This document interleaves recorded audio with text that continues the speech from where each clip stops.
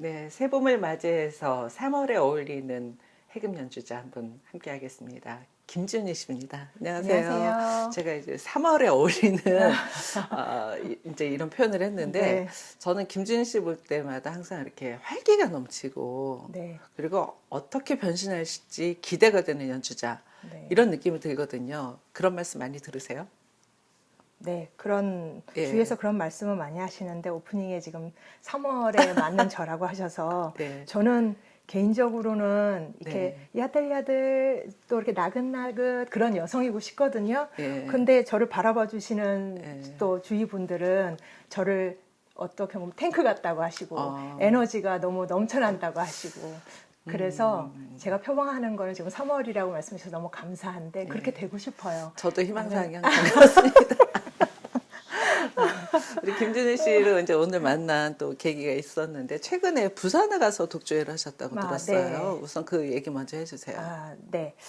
저를 아시는 분들은 아시겠지만 저는 해금을 하는 연주자로 이제 그냥 단어로 풀었는데요. 네. 나비 그리고 그걸 단어로 풀자면 나로 비롯된 해금계의 그냥 작은 변화를 소망하는 그런 뜻을 품고 해금 활동을 했었어요. 네. 그래서 김준희의 나비로 지금 한 11회까지 했고요. 그간 여성 작곡가들의 만남, 또 미디어, 또 전자음악, 또 현대음악, 재즈, 또 춤 등 여러 가지 예술가들과 같이 콜라보를 해서 여러 네. 무대를 해금하고 같이 소통하는 무대를 만들어 왔었는데요. 어느새 이제 제가 한 20년을 맞았고요. 또 그 나비의 모티브로 해서 또 저희들 다 예상치 못하게 작년 초인가요?부터 코로나 시대 팬데믹 위기가 왔잖아요. 네. 그래서 해금의 연주기에도 적고 그런 가운데서도 적은 사람이나 그 공간에서 해금하고 소통을 해봐야겠다는 의지는 계속 살아있더라고요. 네, 네. 그래서 새로 이제 제가 컨셉을 만든 게 나비장 열람회였어요. 근데 여기서 장은 무슨 장자인가요? 나비장은 이제 예. 그 나비장이라고 그냥 우리가 알고 있는 이렇게 자그마한 예. 그래서 그냥 어디든 약간 고가우라 그러나요? 근데 이제 그걸 현대적으로 앤틱이죠. 요새 네네. 앤틱. 근데 요새는 또 나비 모양을 해서 되게 앤틱을 현대적으로 해서 되게 세련되게 한 장도 많은데 그렇죠. 그야말로 나비장은 이제 우리의 고가구, 우리의 전통을 약간 비유하는 거였고요. 열람회라는 말도 사실은 그 단어는 없는 것 같아요. 네. 근데 전람회는 있지만 그렇죠.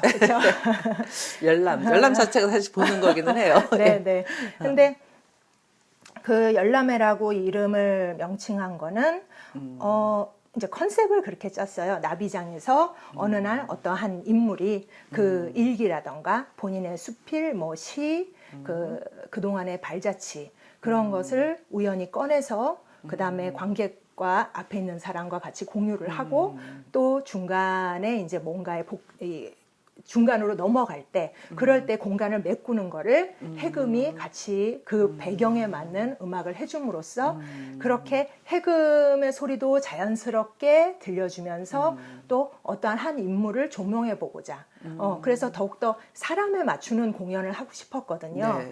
그래서 작년에부터 시작한 게 대학로에서 처음 시작을 했는데 사실은 어떠한 인물을 조명을 맞출까 하다가 누구라도 쉽게 알 수 있는 세종, 네, 세종 대왕의 이야기를 한 6편, 7편으로 짜서 그 이야기는 보통 우리가 알고 있는 것보다는 한 인간으로서 세종이 얼마나 외로웠고 또 어떤 출생을 할 때 이제 미루어 생각하는 거죠. 추측을 생각하는 건데 세종이 어떠한 갈등을 겪었고 또 어떠한 기쁨이 있었을 것 같고 이런 거를 이제 대본을 만들었어요.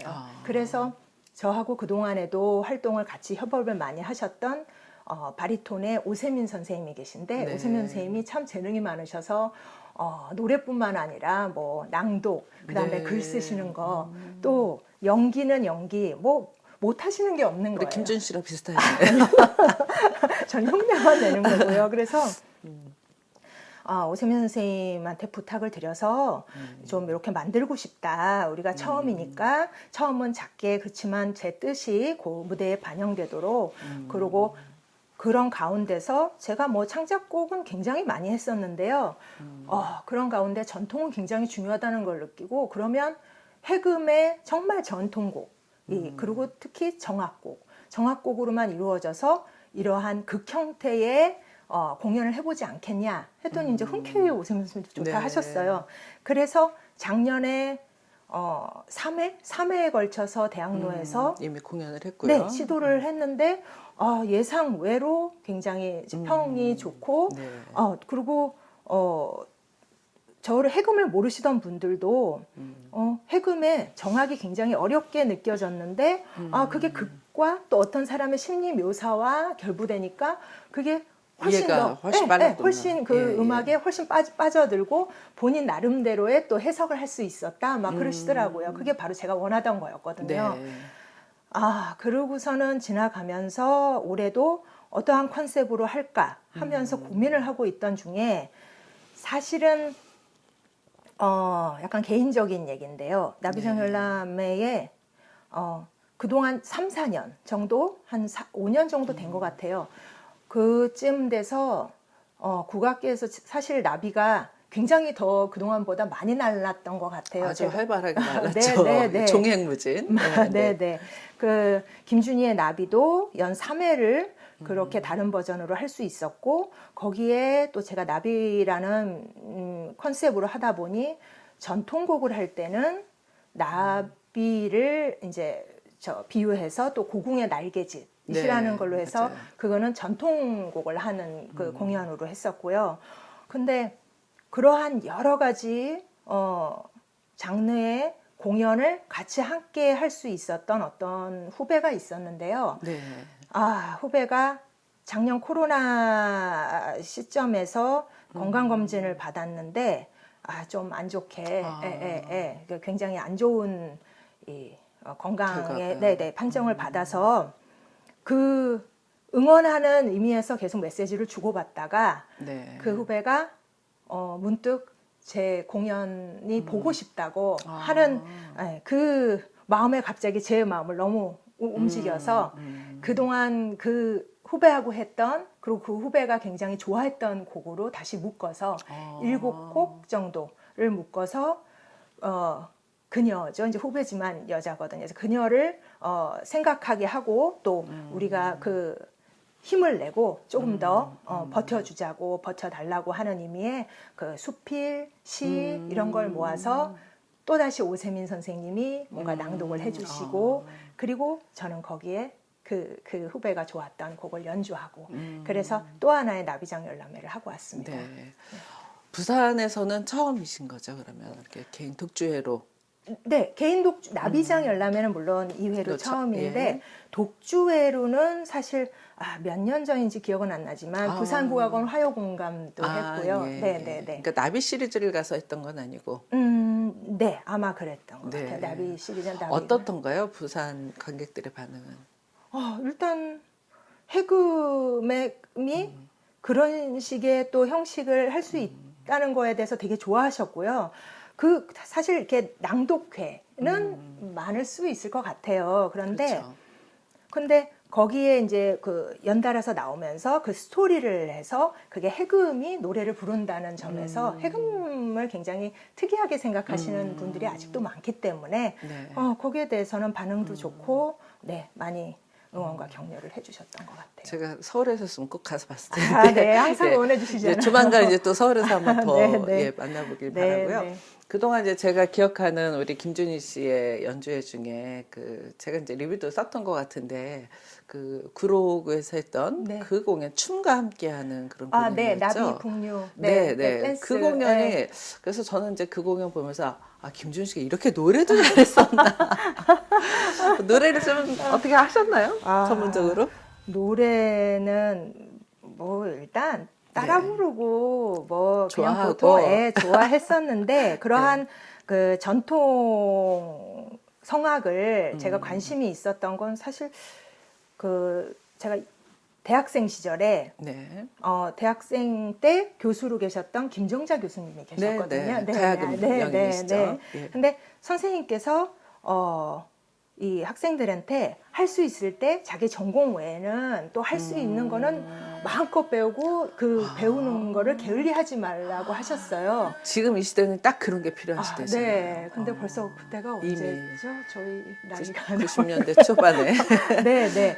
그래서 워낙 저는 그때도 지금도 뭔가의 이 의지력이나 에너지 기운이 지금도 아직까지는 제가 샘솟는다고 생각을 하는데 그때는 오죽했겠어요. 그렇죠. 그래서 그 부분 중에 김정자 선생님이 아마 제 기억으로는 이정규 선생님과 또 이 여자 선생님 갑자기 성함이 생각이 안 나요. 죄송한데 그러니까 가곡을 가곡 선생님과 그다음에 아주 가끔씩 김천웅 선생님을 모셨었어요. 그래서 다 그 학생들을 다 이렇게 모아 놓으시고서는 이렇게 노래를 계속 배우게 해주셨거든요. 네. 그때는 그게 그렇게 소중한 시간인지 몰랐어요. 너무 당연한 걸로 받아들이니까. 네. 그런데 그래도 그렇게 모여서 노래 부르고 그러다가 제가 정말 감사하게도 졸업을 하고 국립국악원에 입단을 하게 됐죠. 그래서 그 이후에도 같이 이제 재직을 하고 있던 가곡 가사 하시는 이준하 선생님을 또 제가 다 이렇게 친하게 돼서 그렇게 그러니까 짬짬이 계속 공부를 하신 거예요. 네. 그러면서 이제 제가 그러니까 가사의 전수생으로 다시 들어가게 그러셨구나. 되면서 계기가 그렇게 된 거였어요. 우리 김준희 씨가 이제 조금 전에 이제 국악원 얘기하셨는데 처음에 입단해서는 이제 정악단에 계셨어요. 그래서 이렇게 당이 입고 그 연주하는 모습을 이제 오래 봤죠. 그러다 이제 창작악단이 생기면서 그때 많은 분들은 그냥 정악단에 남으셨는데 옮기셨어요. 그때 이제 옮긴 이유가 있었을 것 같아요. 저는 그때도 갈등을 뭐 개인적으로 인간적으로 했죠. 저의 이 앞으로의 음악을 생활을 할 때 어떤 게 더 사실은 쉽게 말해서 이득일까? 나에게 뭐가 더 좋을까라는 고민에 여러 가지 생각을 했었지만 그 여러 가지 고민을 확실히 누를 수 있었던 거는 도전 정신이었던 것 같아요. 네, 도전 정신에서 그래 한번 살고 한 번 가는 인생에서 그래도 새로운 길을 개척해보고 이 국립국악원의 창작악단이라는 것은 그 이름 그대로 창작이잖아요. 네. 창작의 세계를 하면서 또 그때의 제 위치가 뭐 그렇게 그 대선배와 다 저 선생님들이 계셨지만 그 단체 안에서는 그래도 제가 선배격이었거든요. 근데 단체의 신생 단체니까 그 의미에서는 제가 도전 정신에 같이 전복하고 부합할 수 있는 단체였고 또 무리로 생각하면 제가 또 선배 역할을 할 수 있는 그래서 여러 가지로 또 어떠한 책임감을 느끼면서 한다고 할까요? 그래서 여러 가지 의미가 부합하면서 거기에 가장 큰 거는 도전 정신이 같이 합쳐지면서 저의 에너지도 같이 합쳐지면서 그러면서 창작단에 머무를 수 있었던 것 같아요. 네. 그러면은 그 개인 독주의 시점이 정악단에 있을 때인가요? 아니면 창작악단으로 와서인가요? 개인 독주의 나비 시리즈를 스타트를 한 거는 정악단 시절이었어요. 그때도 이미 그러셨구나. 그러면 창작악단 오는 게 창작악단이 만들어진 게 굉장히 반가웠겠어요, 본인. 그렇죠. 창작단은 거꾸로 저에게 여러 예술 쪽을 그대로 있는 그대로 흡수할 수 있고 또 그들하고 거침없이 소통할 수 있게 만들어준 또 그러한 계기가 됐던 것 같아요. 그렇군요. 그러면 정말 그 나비는 오랜 시간 동안 이제 정악이라는 음악을 통해서 기반을 정말 많이 잘 닦아놓았고 또 창작단 오면서 그 어떤 기운을 받아서 더 상생한 게 아닌가 이런 생각이 듭니다. 이제 그것 외에도 이제 앞으로도 계속 이제 연주 활동을 하실 텐데 앞으로 김준희는 어떤 연주자다 이렇게 남고 싶은 마음이 있으신가요? 그것도 또 살짝 이 얘기를 드리자면 예전에는 뭔가 수식어가 굉장히 많았어요. 막 생각은 굉장히 많아서 내가 이런 해금을 하는 사람을 먼저 앞세우고 나는 해금을 하면서 사람 대중들에게 이렇게 하고 이렇게 해서 여러분이 뭐 이런 얘기를 막 수식어가 되게 많았었는데 그냥 뭔지 그거는 또 세월이 가르쳐주는 건지 나이가 그렇게 가르쳐주는 건지 수식어가 몰라도 필요 없어지는군요. 네, 그냥 저는 해금을 할 줄 아는 사람이고요. 네. 또 약간 50대가 넘으니까 네. 제 나름대로 아직까지는 50이 넘으셨어요? 전혀 안 그래요. 저도 모르게 자꾸 그렇군요. 네. 우리가 예, 이렇게 착각을 하고 살아요. 네, 다. 그렇습니다. 예. 그래서 네. 그래서 50이 넘다 보니까 그냥 해금이 지금 제가 다룰 수 있는 거에서는 제일 잘 다룰 수 있는 거구나. 네.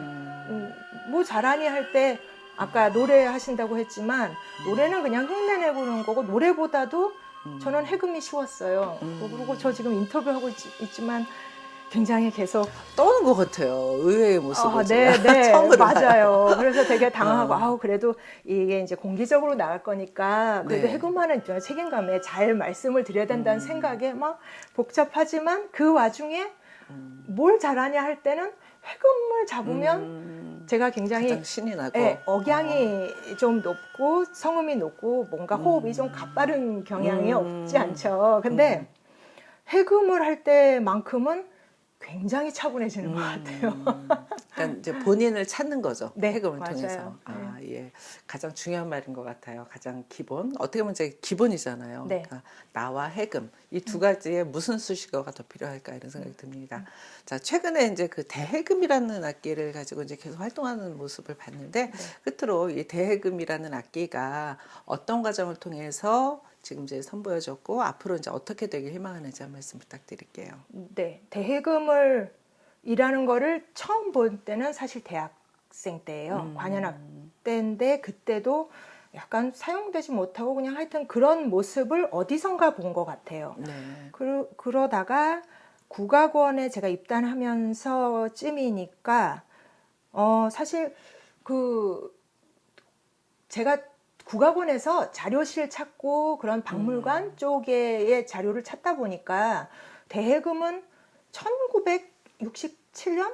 제가 확실한 연도는 모르지만 아마 67, 68년도쯤에 저음해금이라는 용어로 해서 약간 보통의 밑둥보단 보통 해금 밑둥보단 큰 해금이 보관되어 있는 거는 있더라고요. 근데 연주를 하면서 뭔가 살리려고 노력을 했던 시기는 90년대부터 해서 초반부터 해서 아마 후반쯤에 제가 대해금 창작 연주회에 참여한 게 또 어렴풋이 한 2000년대쯤 같아요. 2000년이나 1999년, 2001년? 네, 제가 좀 헷갈리는데 그쯤에 예종의 정순현 선생님과 김영재 선생님께서 그때의 좀 젊은 사람들을 모으셔서 한 17곡, 6곡을 하셔서 이제 각 작곡가들하고 연구를 하셔서 대해금, 그때는 저음해금이었죠. 저음해금과 지금의 우리가 연주하고 있는 해금, 그리고 고해금이라는 고음해금. 좀 작겠네요. 되게 맞아요. 작게 해서 있었죠. 고음을 내는 해서 삼중주 앙상블도 해보고 그다음에 뭐 사중주, 오중주 해서 그런 그리고 독주도 해보고 그래서 뭔가 이 저음해금, 다른 개량해금, 다른 이제 해금이 개량된 그 해금의 형태를 뭔가 발전시키기 위한 노력을 굉장히 많이 하셨던 것 같아요. 그런데 그리고 제가 기억에 나는 그때까지도 사실은 저는 그 저음해금이 있구나로만 생각을 했었는데 그때도 제가 흥미가 별로 없었던 게 연주하기가 일단 불편했어요. 그래서 그냥 내 마음대로 낼 수 있고 내가 좋은 소리에 해금을 내는 게 낫지 뭔가 저음해금 파트에 배정이 됐고 제가 창작단에 와서도 물론 막내가 그걸 담당했지만 저거를 한다는 건 좀 무리가 있고 소리적으로는 이 관현악이나 아니면 무대에 쓴다는 거에 다소 많이 아쉬움이 있었어요. 연주법이나 뭐 여러 가지 음색이나 음성 뭐 그런 면에서. 근데 언제부턴가 항상 제가 이제 수석이고 악장에 부를 때 악기장에 이제 제가 점검을 맡아서 하게 되는데 그 방치돼 있는 안쓰러운 거예요. 그때 당시에 영칭이는 저음해금들을 보면서 이거는 너무 버려진 소외된 아이들 같다는 생각이 드는 거예요. 그러면서 본격적으로 또 다시 거기서 제 도전 정신이 또 불끈한 거죠. 살려보자. 네. 저게 왜 안 되지? 한번 살려볼까? 하면서 주위를 보니까 대피리, 저피리도 막 그쵸. 많이 네. 관현악기 하고 왜냐면 이제 그러더라고요. 국악기들 자체가 사실 이제 저음역대 악기가 많지 않기 네, 때문에 네, 필요하긴 맞아요. 하죠. 예. 네, 맞아요. 근데 그러면서 거의 한 6, 7년 전부터 그 생각이 들었던 것 같아요. 그러면서 제가 악기사의 이제 조준석 사장이라고 남계 사장님 계세요. 네. 그러니까 그분께 그 악기가 이제 그 악기사 사장님이 만드신 거니까. 네, 그래서 이런 부분에서 제가 연주를 하면 이렇게 해서 어떻게 될까 했더니 그 얘기를 들으시면서 김준희 선생님이 해주시면 저는 전격적으로 후원과 여러 가지를 도울 수 있다. 그래서 예. 생각과 뜻이 맞았다 하면서 그때부터 제가 나비로 활동했으니까 다른 명칭으로 저공비행이라는 말 되네요. 네. 그러면서 공연을 하기 시작했죠. 그래서 아마 저공비행이 2회 정도 하고요. 그 외에도 제가 나비 시리즈에서도 이 저음 해금, 지금 제가 이제 대해금으로 바꾸자고 이제 명칭을 그려야 된다고 생각을 하는데 그 해금을 이제 계속 쓰기 시작했죠.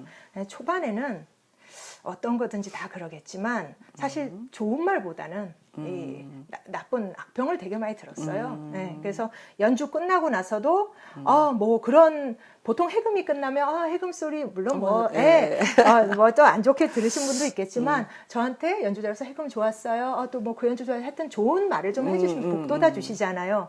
근데 그 대해금 일단 그 큰 해금을 했을 때는 정말 저하고 친하신 분들은 그걸 왜 하냐. 저한테 심각하게 아니 근데 그걸 왜 하고 있냐. 그리고 소리에 대해서도 안 좋다. 연주법도 이상하고 끽끽 소리나. 그러니까 정말 제가 느끼는 안 좋은 부분보다도 훨씬 더 디테일하게. 관객 입장에서 보실 때의 그 디테일한 부분을 저한테 아주 과감 없이 그래서 친한 분들이 더 그런 말씀을 많이 해주셔서 그런 걸 다 받아들여서 그걸 다시 개선하고 또 다시 무대에 오르는데 또 아직도 안 되고 그러한 가운데 정말 감사하게도 또 각계의 악기의 명인들 중에 파이프 오르간의 독일에서 오신 명인의 홍성은 선생님이 계세요.